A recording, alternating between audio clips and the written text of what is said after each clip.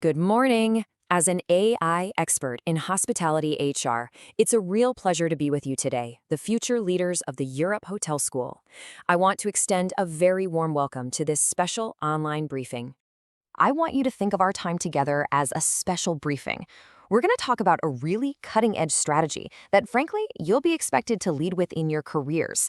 We are talking about a massive shift, a fundamental change in how we manage our most valuable asset, which is, of course, our people. All right, so let's start with the core problem. I like to call it the resignation blind spot. You see, for decades, the standard approach in HR has been, well, fundamentally reactive. We basically wait for a problem to show up before we do anything about it. So you can see the two approaches side by side here. The old way, reactive HR, it's all about being in a constant state of surprise, right? A great employee quits, and only then do we scramble to figure out what went wrong. But the new way, proactive HR, that's all about anticipation. It's about using data to see those warning signs long before that employee even starts thinking about leaving. So why does this shift matter so much? I mean, what's the big deal? Well, the cost of being reactive is just staggering. On average, it costs about 1.5 times an employee's annual salary just to replace them. Think about that. For a hotel, losing a skilled manager or even a top-performing concierge, that's not just a disruption to your guest service. It's a huge financial hit. Okay, so what's the solution to this really expensive problem? It's a strategy called proactive retention. Let's get into how this completely shifts our thinking, from just reacting to things to actually predicting them. At its very core, proactive retention is a strategy driven by data.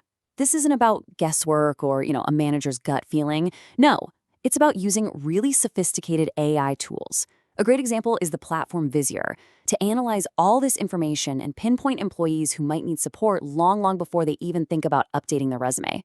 This quote here really just nails it. It perfectly captures the whole idea.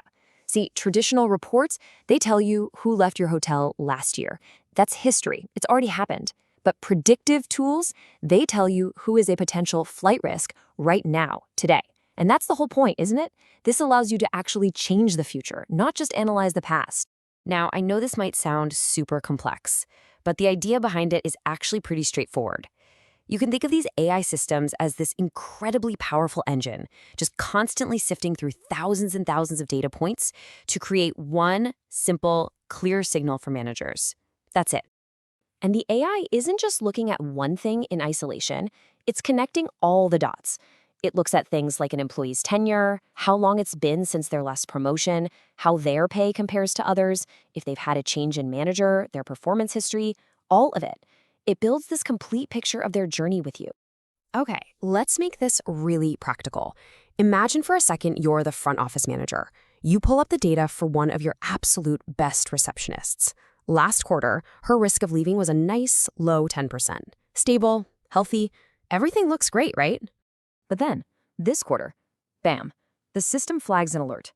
Her risk score has suddenly jumped all the way up to 60%. This is the proactive signal we've been talking about.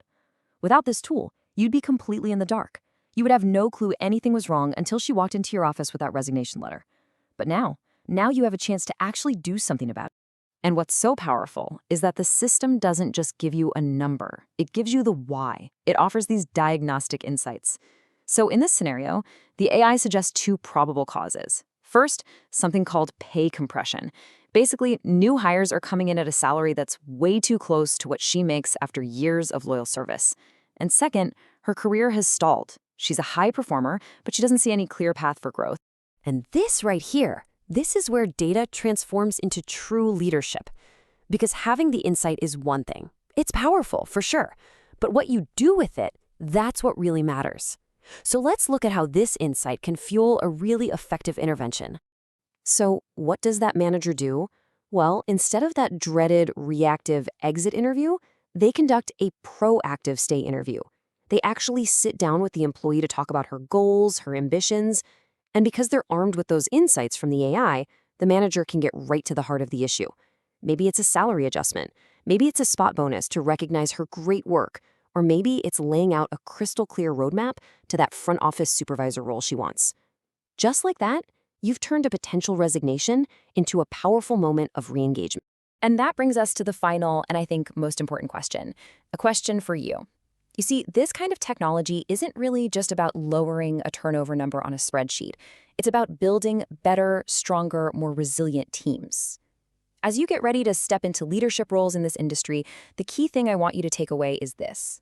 Your success as a leader is going to depend on your ability to use data, not just to look backwards at what happened, but to actively shape a better future for your people. So my question to you is, how will you use it to rise to that challenge? Thank you all so much for your time.